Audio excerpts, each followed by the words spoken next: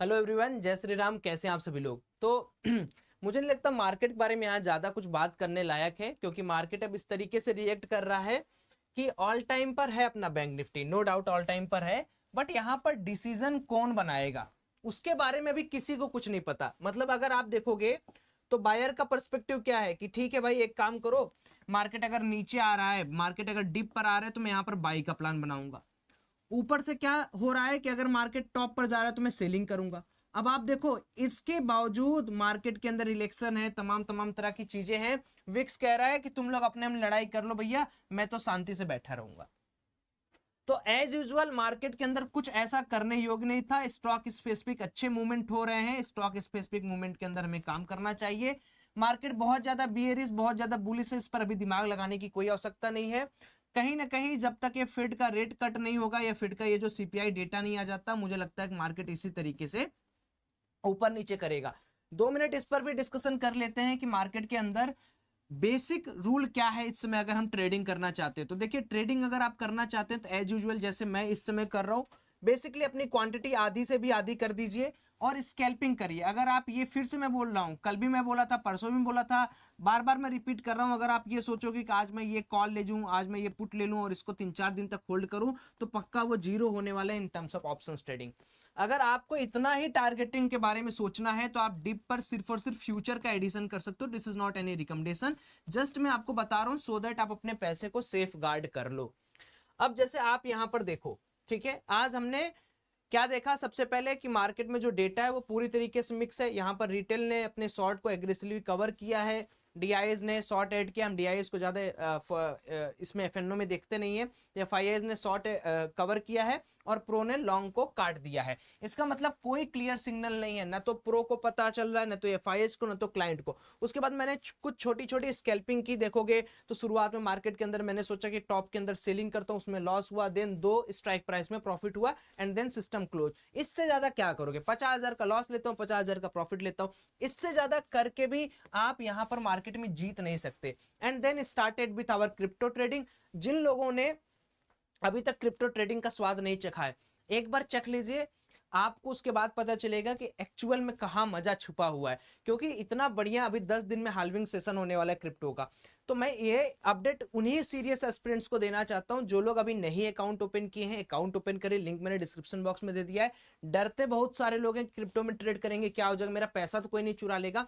Tension मत लीजिए, delta India जो है वो लीगल प्लेटफॉर्म है, जिसका लिंक मैंने डिस्क्रिप्शन बॉक्स में दिया है। वहां पर क्लिक करिए, अकाउंट ओपन करिए, मेरे प्रीमियम ग्रुप के साथ जुड़कर मचाइए।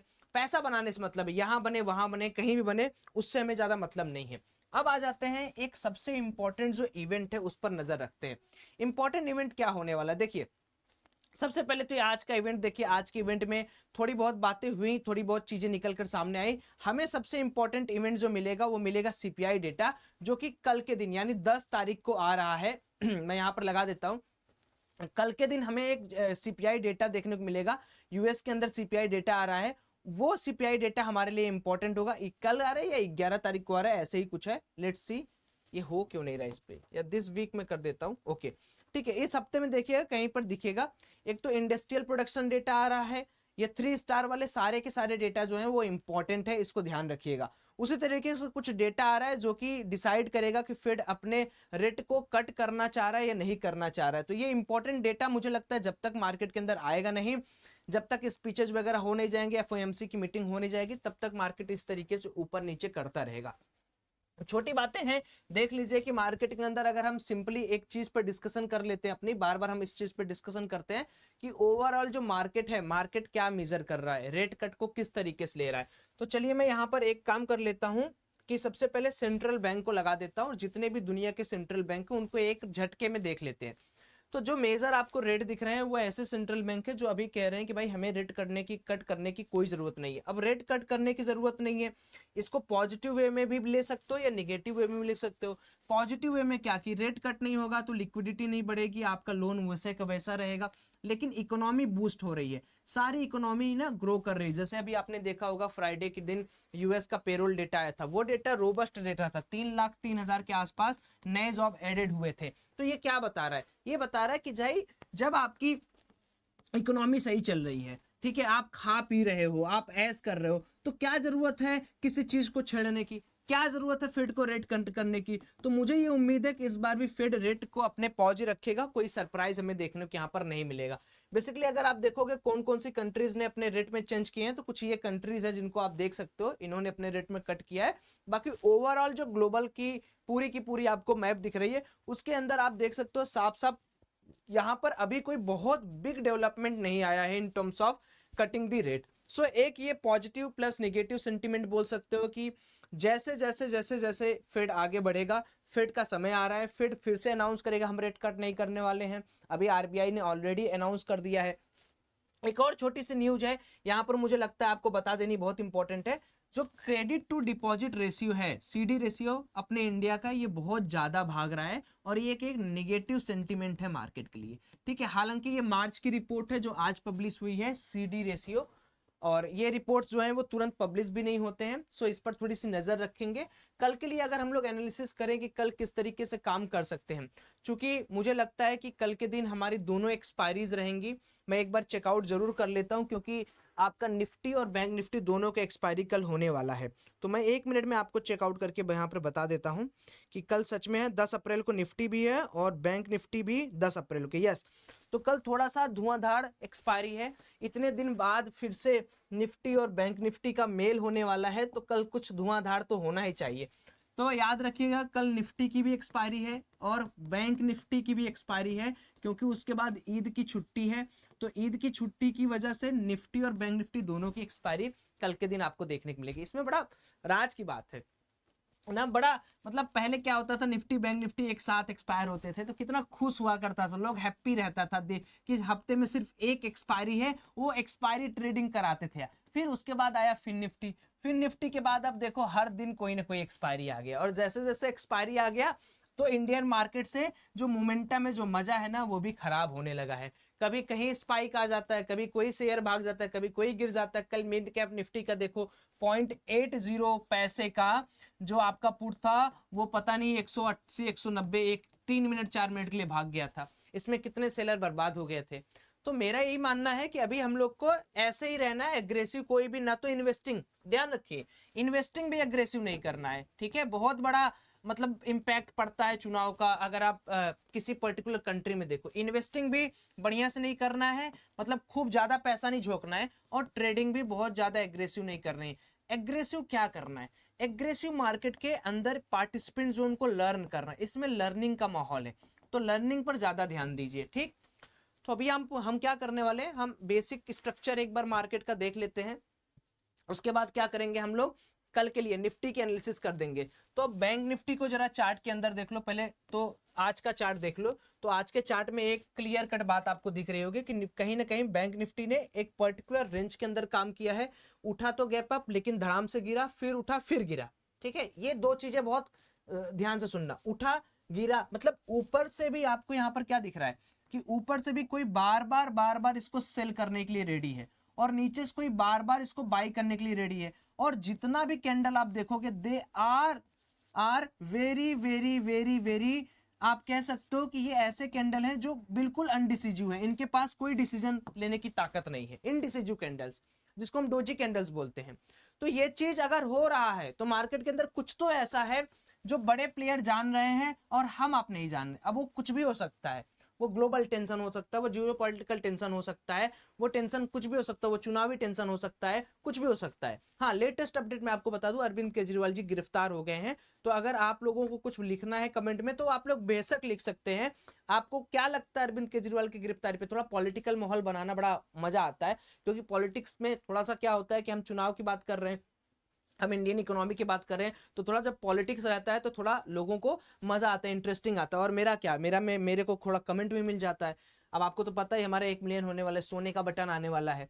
ठीक है, तो वो भी थोड़ा सा काम हो जाता है। Now moving ahead to the Nifty part. अब निफ्टी के अंदर भी देखो भाई साहब क्या सेलिंग आई है, क्या मजेदार सेलिंग आई है। एक बार इसका भी ना हम डे वाइज चार्ट एनालाइज कर लेते हैं। डे वाइज चार्ट पे निफ्टी को देखो, एक दिन बढ़ रहा है एक दिन घट रहा है, वो भी भाई साहब हाई से जो गिरा है ना निफ्टी के अंदर, तो आप कह सकते हो कि बियरिश प्रेशर ऑटोमेटिकली सस्टेन कर गया है। बैंक निफ्टी के अंदर थोड़ी मजबूती भले बनी हुई, बट डे वाइज चार्ट पर निफ्टी थोड़ा वीक है।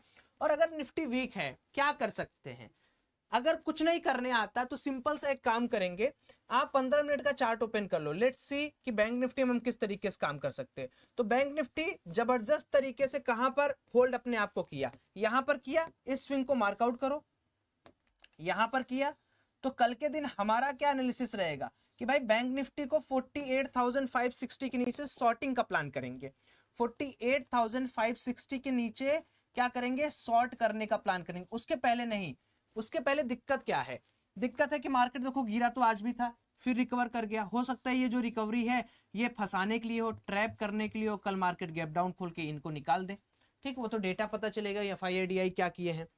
दूसरी चीज, अगर मान लो बहुत बड़ा गैप अप खुल गया तो जहां पर आज मार्केट ने एक बार ब्रेकडाउन दिया है उसी लेवल के ऊपर ऊपर हम लोग क्या करेंगे, बाइंग का प्लान करेंगे, यानी 48,014 के ऊपर हम लोग बाइंग का प्लान करेंगे। अब अगर मान लो कल के दिन ऐसा होता है कि मार्केट ना यहाँ पर कहीं गैप अप खुल जाता है, लंबा गैप अप खुल जाए, कुछ न्यूज आ जाए, कुछ डेवलपमेंट हो जाए, रात को डाउ जोन्स भाग जाए 500-600 पॉइंट, और गैप अप खुलने के बाद फिर मार्केट के अंदर स्ट्रेंथ नहीं और फिर 48,814 को तोड़े दूसरी बार, तो फिर 48,800 के नीचे मुझे लगता है कि शॉर्ट अपॉर्चुनिटी करनी है टॉप से। तो कुछ नहीं, कुल मिला जुला के मार्केट क्या है पता है, बाई ऑन सपोर्ट, ठीक है, और सेल ऑन राइज या रेजिस्टेंस। इससे ज्यादा मार्केट के अंदर एज ए स्कैल्पर आपको कुछ नहीं करना है। जो इन्वेस्टिंग पॉइंट ऑफ व्यू से काम कर रहे हैं मैं उनके लिए यही कहूंगा, भैया शेयर खरीद रहे हो, EPS और PE रेशियो और साथ साथ में इंडस्ट्री PE रेशियो भी जरूर देख लेना, क्योंकि अभी सस्ते स्टॉक आपको बड़े मजे देंगे कि हाँ 50 रुपए के स्टॉक है, चलो आज कल वो 20% भाग गया, आप ले तो लेगे लेकिन सारा का सारा पैसा मे भी बहुत हाई चांसेस है कि आपका जीरो होने के कगार पर है, या तो बहुत बड़ा लॉस आपको देने के कगार में है। तो अगर आपको इन्वेस्टिंग करनी है तो ऐसे स्टॉक को क्यों नहीं हम पिक करें यार, ऐसे स्टॉक्स को हम क्यों नहीं पिक करें जिनकी अर्निंग अच्छी है, जो मोटे तगड़े स्टॉक्स हैं। छोटे मोटे स्टॉक्स लेकर अभी क्या कर लीजिएगा, 2-3 महीने के अंदर सब क्लियर हो जाएगा, आपको पूरा का पूरा इकोनॉमी समझ में आ जाएगी क्या होने वाला क्या नहीं होने वाला। अब थोड़ा सा ग्लोबल टेंशंस के बारे में बात कर लेते हैं। अभी जो है जियोपॉलिटिकल टेंशन बढ़ने की वजह से जो क्रूड ऑयल है वो अपने ऑल टाइम हाई पर चला गया, गोल्ड लगातार नए हाई को क्रिएट कर रहा है। तो कहीं ना कहीं सिचुएशंस एज यूजुअल नहीं है, ग्लोबल सप्लाई, ग्लोबल डिमांड या ग्लोबल मार्केट भले बुलिश है, बट सिचुएशंस आर अंडर, मतलब आप बोल सकते हो कि ऐसी सिचुएशंस में पड़ गई है कि जहां पर आप ये भी बोल सकते हो कि यहां से कुछ भी हो सकता है, नीचे भी जा सकता है, यहां से ऊपर भी जा सकता है। तो सिचुएशन बिल्कुल कंट्रोलेबल नहीं है। मैं यही आपसे निवेदन करूंगा कि एट दिस पर्टिकुलर मोमेंट अगर आप अपना पैसा बचा पा रहे हो और अगर आप अपना पैसा सही जगह इन्वेस्ट कर पा रहे हो तो वही सबसे इंपॉर्टेंट आपके लिए होगा। बाकी जिनको इंडियन मार्केट के अंदर अभी नहीं काम करना है या थोड़ा बहुत काम कर रहे हो, you can try crypto market, बुरा नहीं है, बट हाँ ट्राई करने में कुछ नहीं जाता है। लिंक ऑलरेडी मैंने डिस्क्रिप्शन बॉक्स में डाल रखा है, यहाँ भी देखो डाल रखा है, india.deltaexchange/code ITN-trader। एक बार अकाउंट ओपन करके ट्राई तो कर सकते हो, 1-2 दिन ट्राई करो, $10-15 डाल के, फिर देखो कैसा मजा आता है। बाकी आप लोग अपनी राय जरूर बताइएगा और अरविंद केजरीवाल बात को भी जरूर से देखिएगा। मिलते हैं नेक्स्ट वीडियो में, तब तक के लिए जय श्री राम।